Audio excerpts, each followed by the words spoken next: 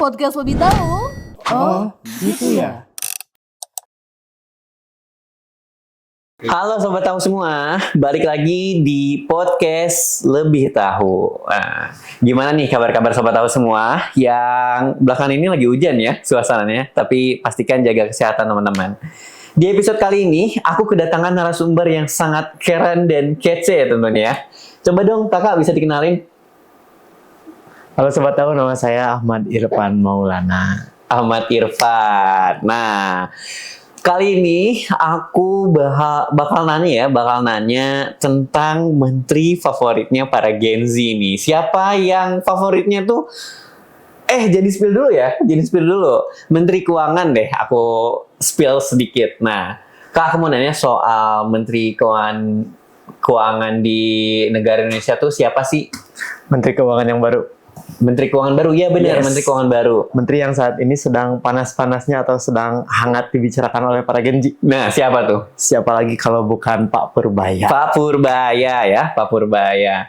Nah, teman-teman, di episode kali ini aku bakal bahas tuntas ya mengenai Menteri Keuangan ini. Apa sih berita-berita yang belakangan ini terjadi, teman-temannya, gitu. Nah, kita nggak bakal menyorot ke Pak Purbayanya, tapi ada informasi berita soal dari Jaksa Agung, Kak Irfan. Nah, bisa jelasin nggak berita apa sih? Oh, berita yang kemarin ramai ya tentang Jaksa Agung dan Pak Purbaya itu ya? Iya. Jadi kemarin itu ada penyerahan uang tunai. Penyerahan uang tunai? Yes. Dari ATM? Bukan. Nggak dari ATM ya? Penyerahan uang tunai dari Kejaksaan Agung, dari Kejaksaan Jaksa Agung itu sendiri kepada pihak Kementerian Keuangan yang diterima langsung oleh Pak Menteri Purbaya dan bahkan disaksikan langsung oleh Pak Presiden Republik Indonesia, Bapak Prabowo. Sama Presiden? Betul, disaksikan langsung oleh Presiden. Berarti bertiga aja tuh? Bertiga aja? Dan pers. Oke. Jadi pertanyaannya kan, uang apa nih ya? Iya, uang apa tuh? Itu kan kalau yang aku denger sih banyak banget ya. Bahkan kalau di foto tuh bisa dijadiin sampai gedung gitu. Panggung gitu. Saking Betul. Banyaknya warna merah gitu loh. Sampai kayak panggung ya? Asli. Emang nominal bisa dijadiin panggung sebesar itu? Berapa sih nominalnya? Itu gede banget loh pastinya. Jelas, jadi uang yang diserahkan ini bukan uang kecil. Bukan 100-200 ribu. Bahkan bukan 100-200 juta. Tapi 13 triliun. Hah? 13 triliun. 13 triliun? Yes. 13. Bukan miliaran lagi berarti ya mainnya? 13 triliun bahkan lebih. Bentar, kalau 13 triliun, utang negara Indonesia bisa tutup dong? Iya kan sebenarnya? Mungkin. Tapi kita tidak tahu. Itu urusan Pak Purbaya. Oke, urusan Pak Purbaya ya. Iya. Nah, itu kan 13 triliun itu kan besar banget ya? Yes, besar. Tadi tuh dari mana aja sih sebenarnya 13 triliun itu tuh? Nah, jadi si uang 13 triliun yang diserahkan dari Jaksa Agung kepada Pak Menteri Purbaya sebagai Menteri Keuangan ini adalah uang hasil sitaan atau hasil ganti rugi. Oh, sitaan dari kasus korupsi minyak. Korupsi minyak? Ya, kasus CPO atau ya singkatnya itu adalah korupsi minyak. Oke. Jadi korupsi minyak ini adalah korupsi yang belakangan terjadi di sekitar tahun 2024 akhir sampai 2025 awal. Baru ya berarti ya, baru ya. Tapi dalam jangka waktu segitu udah kekumpul 13 triliun itu sangat besar nominalnya pasti sangat gitu. Besar. Jadi gitu teman-teman ya. Uang 13 triliun itu hasil dari pengumpulan korupsi di Indonesia dari tahun 2024 sampai tahun 2025. Gitu. Itu 13 triliun tuh banyak banget loh. Nominal nggak main-main. Bukan miliaran lagi, tapi triliunan.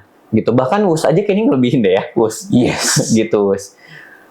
Nah, kalau dari Kak Irfannya sendiri nih, korupsi ini, kejaksaan tuh emang berfokus di korupsi atau gimana, Kak? Nah, ini hal yang cukup menarik untuk dibahas ya. Bahwa jadi gini, Kejaksaan Agung ini pernah mengeluarkan pendapat atau statement kayak gini, bahwa Kejaksaan Agung sedang berfokus untuk menangani korupsi. Jadi menangani korupsi karena apa? Karena korupsi ini dianggap sebagai satu kasus yang secara langsung merugikan negara. Korupsi ini menghambat perputaran ekonomi negara. Pasti sih. Pasti. Sama juga korupsi ya. Iya. Sama juga korupsi. Karena uang yang seharusnya mengalir digunakan untuk kepentingan negara malah tertahan di satu pihak yang tidak berhak gitu. Jadi masyarakat jadi susah ya Betul. untuk berkembangnya ya. Betul. Sehingga Jaksa Agung mengeluarkan statement bahwa hal yang merugikan masyarakat kita dahulukan.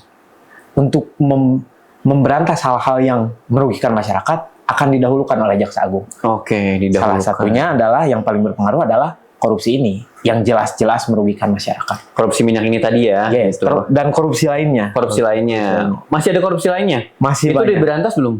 Dalam proses. Dalam proses. Oke, berarti kita, belum. kita tunggu kabar terbaik. Kita tunggu kabar terbaik. Semoga korupsi-korupsi lainnya cepat diberantas. Terselesaikan ya, terselesaikan. Nah, jadi gitu Sobat Tahu. Dari 13 triliun itu ternyata belum 100%-nya terselesaikan. Kita tunggu aja kabar dari Jaksa Agung. Kabar baiknya ya tentunya. Dari 13 triliun ini masih belum 100%-nya dan akan diselesaikan secepat mungkin lah. Insya Allah ya pastinya. Kita tunggu aja kabar baiknya. Nih Kak Irfan ya. Kalau Kak Irfan dapat uang 13 triliun, bisa dibuat apa? Pertanyaan yang menarik. Bisa dibuat apa tuh 13 triliun? Pertanyaan yang menarik. Buat apa ya?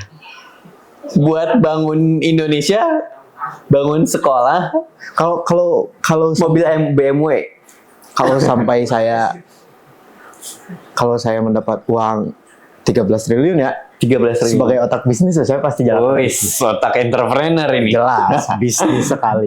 Bisnis karena siapa tahu dan pastinya ketika dibisniskan uang tersebut akan mengalir lebih banyak. Mengalir lebih baik ya dan Betul. bisa membantu masyarakat tentunya ya. Betul. Nah, itu keren banget sih ya kalau dapat uang 13 triliun tapi di tangan orang yang salah kan merugikan Nah, satu itu. negara bahkan ya. Yes, makanya Nah. sih korupsi ini harus diberantas karena secara tidak langsung korupsi adalah uang negara di tangan yang tidak tepat. Betul sekali Betul. gitu. Harusnya diputarkan apakah diberikan kepada masyarakat atau diberikan sebagai ladang usaha bagi masyarakat agar perekonomian tetap berjalan seperti itu.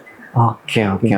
Sehingga kekayaan ini merata. Tidak orang yang kaya semakin kaya sendiri dan orang yang miskin ya miskin aja selamanya miskin. Keren banget ya bisa sampai gitu gitu Yes. pikirannya. Wis, itu ngebaginya gimana tuh buat bangun bisnis gitu ya? Oke, nah back to topic ya. Dari 13 triliun ini, emang dari Kejaksaan Agung kan belum ada 100% pastinya ya. Belum terselesaikan dari 100%-nya ini. Betul. Menurut Kak Irfan, gimana sih caranya pemerintah Indonesia bisa memberantas para korupsi ini gitu, pemerintah baru. Apalagi kita juga ada dukungan dari Pak Prabowo tentunya. Betul. Sebenarnya ini korupsi ini adalah kasus yang sangat sulit untuk diberantas ya di Indonesia ya. Iya sih bisa dibilang Iya. gitu ya. Tentu karena mereka orangnya sembunyi-sembunyi ya. Betul, sembunyi. Tapi secara tidak langsung sebenarnya kalau tidak dijadikan sebagai habit ya dan tidak dinormalisasikan, karena sebenarnya korupsi ini ada korupsi yang besar. Kita melihatnya korupsi yang besar, sebenarnya korupsi-korupsi yang kecil pun seperti kita mengambil uang 500 sebagai pungutan. Sering ya. Sering menyaksikan. Sering menyaksikan. Ya, kalau dalam lingkungan kita sebagai mahasiswa mungkin jangan sampai dijadikan habit.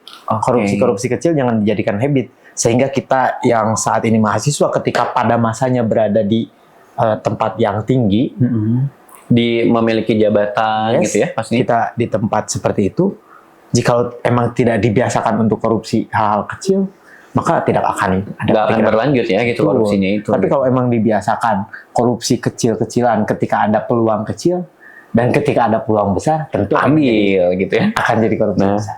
bahaya sih kalau gitu mah. Bahaya. Apalagi kita dari kecilnya udah diajarin kayak gitu kali ya. Sama teman, lingkungan Oh. gitu. Kayaknya Indonesia gitu deh.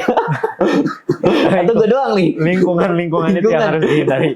Aduh bahaya kalau gue jadi pejabat berarti ya. Oh, akan saya pikirkan 2 kali. Aduh, oke. Nah, gitu ya teman-teman ya. Jadi korupsi ini tidak akan terjadi kalau tidak dari hal-hal yang kecil gitu. Jadi kalau misalkan teman-teman punya kesempatan, jangan diambil kesempatannya teman-temannya. Hilangkan pikiran itu teman-teman. Oke. Nah, mungkin itu aja. Di podcast kali ini kita ngobrol santai-santai teman-teman ya. Jadi soal Kejaksaan Agung ini selesai topiknya. Buat teman-teman sobat tahu, thank you buat semuanya. Jangan lupa di komen, di like dan subscribe. Jangan lupa tag nama teman kamu yang suka korupsi. Oke, gitu aja. Saatnya aku bilang podcast lebih tahu. Oh, gitu ya. Podcast lebih tahu. Oh, gitu ya.